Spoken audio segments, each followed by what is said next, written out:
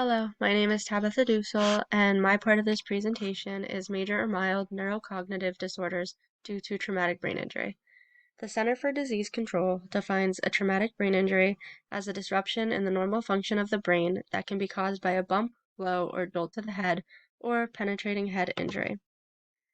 Physical symptoms may include headache, nausea or vomiting, fatigue or drowsiness, problems with speech, dizziness, or loss of balance. Some sensory symptoms may be blurred vision, ringing in the ears, a bad taste in the mouth, or changes in the ability to smell. It may also affect your sensitivity to light or sound. For cognitive, behavioral, or mental symptoms, loss of consciousness for a few seconds to a few minutes may occur. There may be no loss of consciousness, but there may be a state of being dazed, confused, or disoriented. It may affect your memory or your concentration.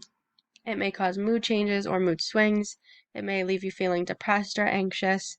You may even have difficulty sleeping, or you may sleep more than usual. For severity of traumatic brain injury, it's rated at the time of the injury as either mild, moderate, or severe. The severity of the TBI is not always the same severity for the resulting neurocognitive disorder, and recovery depends on numerous things such as age, prior history of brain damage, any other medical conditions, and if you're a substance user. As far as differential diagnosis goes, there may be other neurological complications that are ruled out, and then the possibility of diagnoses such as somatic symptom disorder or factitious disorder also need to be ruled out before considering traumatic brain injury. As far as comorbidity, post-traumatic stress disorder and traumatic brain injury may have overlapping symptoms such as difficulty concentrating, depression, or aggressive behavior, and this often occurs with veterans who were diagnosed with one or the other. Some criteria for major or mild neurocognitive disorder due to TBI, again, is loss of consciousness, post-traumatic amnesia, disorientation and confusion, and then there are some neurological signs.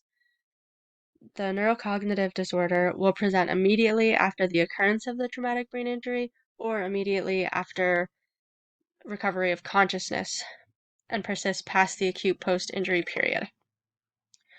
Traumatic brain injury severity, again, is rated mild, moderate, or severe.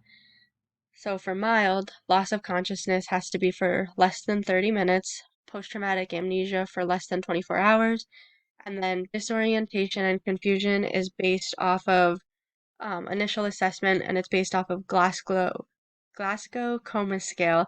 There's a link down bottom. Basically, it's a point system, and it adds up points by the symptoms. So for mild, your disorientation and confusion off the coma scale would be 13 through 15. For moderate, your loss of consciousness for 30 minutes to 24 hours, post-traumatic amnesia for 24 hours to 7 days, and then your score for disorientation or confusion would be between a 9 and a 12. For severe, your loss of consciousness for greater than 24 hours, post-traumatic amnesia for greater than 7 days, and disorientation or confusion based off of the scale between a 3 and an 8. Diagnostic features. There may be difficulties in the following areas, such as complex attention, executive ability, learning, and memory. In more severe cases, there may be brain contusions, intracranial hemorrhaging, or penetrating injury. The neurocognitive disorder due to traumatic brain injury may also alter emotional function, personality changes, physical disturbances, and neurological symptoms.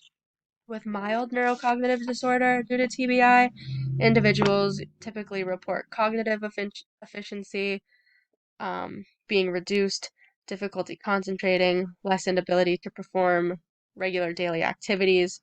And then with major neurocognitive disorder due to TBI, individuals report difficulty with independent living and self-care during daily activities.